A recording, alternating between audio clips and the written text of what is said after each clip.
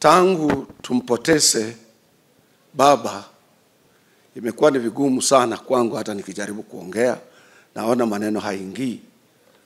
Sababu yake ikiwa ni ya kwamba all his doctors, yeye ndio aliintroduce mimi to those doctors right away, from Dr. Lunya Oluoch, Dr. Musadi of Dubai, and other doctors, including Dr.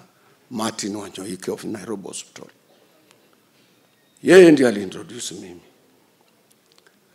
Na niko na kijana yangu hapa, Professor Dukoya Atwoli, atakwambia mwaka jana it was not easy for me and him. Wengi hamjui. Nikikutolea picha zake na mimi mwezi wa March, utashangaa sana akini-encourage mimi kupigwa shindano katika matako ambayo ilikuwa haijafunikwa na kitu chochote. Na nilikuwa nimeogopa. Alikaa na mimi mwezi wa March wote, nyinyi wengi wa Kenya hamkujua tukiwa hospitali moja na yeye. Na alikuwa ananiangalia kama vile mtu anaangalia ndugu yake. Na mtoto wake anaitwa Winnie ndiye alini-encourage mimi kwenda through those processes. Mimi nilikuwa nimeogopa.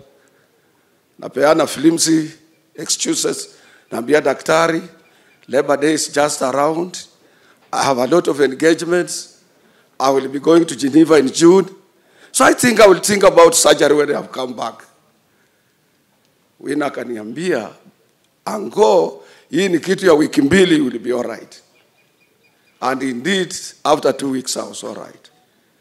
Baba alimaliza na mimi almost 3 weeks akiniangalia.